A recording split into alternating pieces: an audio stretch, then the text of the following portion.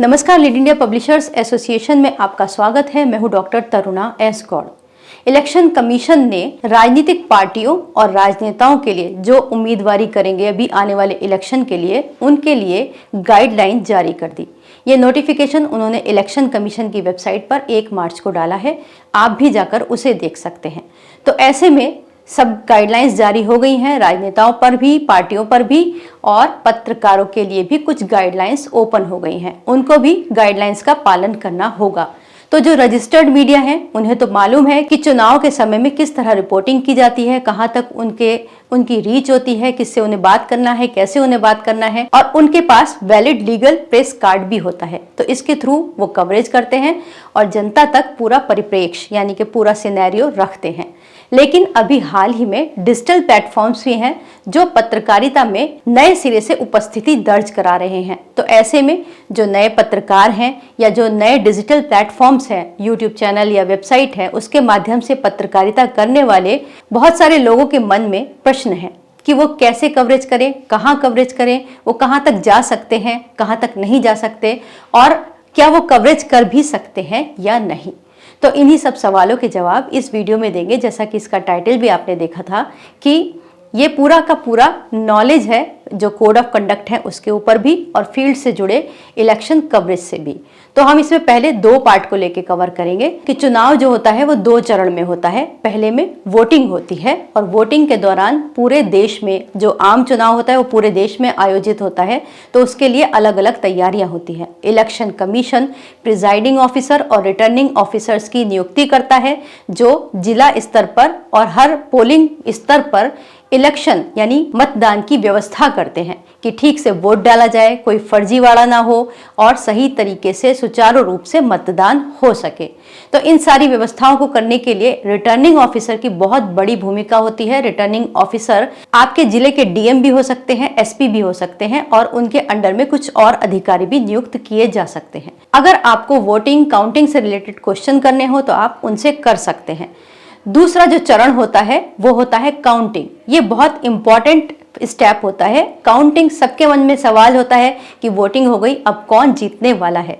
तो जीतने वाले की सबसे पहले जो खबर ब्रेक करते हैं वो मीडिया करते हैं या उनके समर्थक करते हैं, और वो कैसे करते हैं वो मैं आपको बताती हूँ। तो जिस दिन मतगणना होती है उस दिन कुछ स्पेस डिसाइड किए जाते हैं जहां पर जो पूरे क्षेत्रों से वोटिंग होकर ईवीएम्स होती हैं वो एक निर्धारित स्थान पर रखे जाते हैं।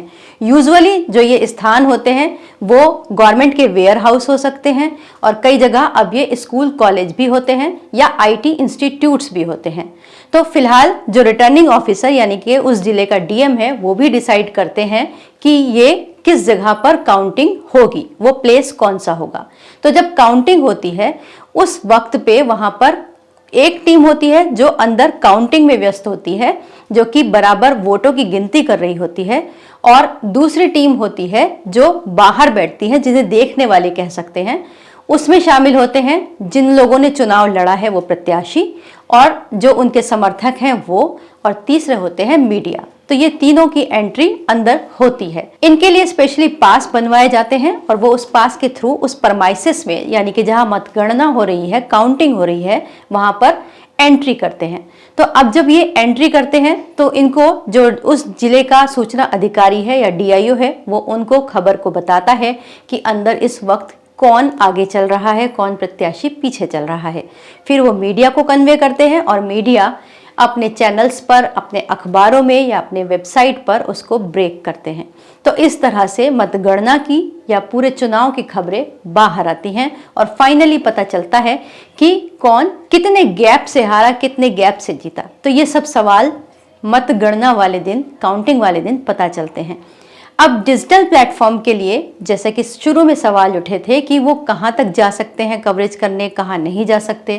तो जो गाइडलाइंस नॉर्मली पत्रकारों के ऊपर लागू हैं, और जो प्रेस काउंसिल ऑफ इंडिया ने सभी पत्रकारों के लिए जारी की हैं, और इलेक्शन कमीशन ने पत्रकारों और मीडिया के लिए बताई हैं, वही गाइडलाइंस डिजिटल प्लेटफॉर्म्स पर भी लागू होती हैं। कि अगर मान लीजिए वो कवरेज कर रहे हैं तो वो किसी भी तरह का हेट्रेड स्पीच को बढ़ावा नहीं देंगे।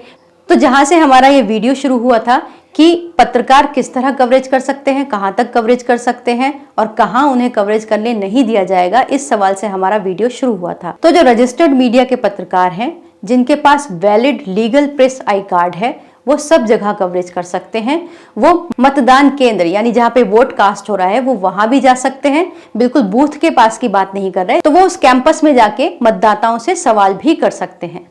और अगर हम काउंटिंग वाले दिन की बात करें, इसका बहुत चार्म होता है सबके मन में, रिपोर्टर्स के मन में और मीडिया हाउसेस के मन में खास तौर से इसका बहुत बड़ा इंपॉर्टेंट रोल भी होता है।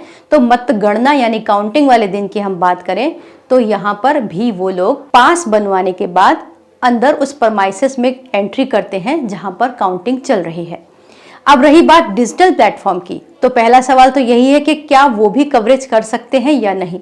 तो अगर हम अपने फंडामेंटल राइट्स की बात करें या freedom of speech and expression की बात करें, जिसके अंतर्गत ये डिजिटल प्लेटफॉर्म्स भी आते हैं और मीडिया भी आता है, अगर उसकी बात करें तो ये डिजिटल प्लेटफॉर्म्स के पत्रकार भी कवरेज कर सकते हैं। वो एक सर्टेन लिमिटेशन में वो कवरेज कर सकते हैं, क्योंकि उनके पास legal valid press I card नहीं होगा, तो वो इस परमाइसेस के अंदर तो नहीं जा सकते, जो कि काउंटिंग का परमाइसेस होगा वहां अंदर नहीं जा सकते, लेकिन वो बाहर जरूर जा सकते हैं। और अगर वो अपना किसी उससे पास बनवा लेते हैं, जैसे मान लीजिए वो लगातार कवरेज कर रहे हैं, इलेक्शन रिपोर्ट्स कर रहे हैं, गवर्नमेंट की न्यूज भी कर रहे हैं, तो वो उनका भी पास बन सकता है, वो आवेदन कर सकते हैं। क्योंकि ना तो इनके लिए ऐसा कहा गया है कि वो रिपोर्टिंग कर ही नहीं सकते और ना ही अलाउड किया गया है कि वो रिपोर्टिंग कर सकते हैं। तो ऐसे में जिन लोगों के पास रजिस्टर्ड मीडिया का प्रेस आई कार्ड है वो तो ठीक है, उनके लिए अच्छा है।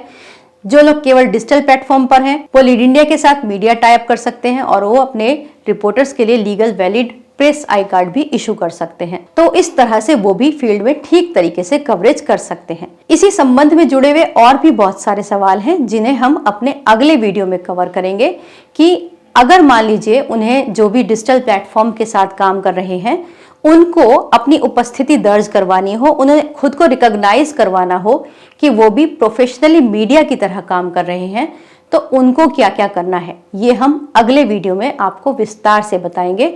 तो इस संबंध में अगर आपका भी कोई सवाल हो तो आप निसंकोच हमसे पूछ सकते हैं। आप हमारे हेल्पलाइन नंबर 9899744568 पर कॉल कर सकते हैं या व्हाट्सएप कर सकते हैं या फिर कमेंट बॉक्स में अपना सवाल पूछ सकते हैं।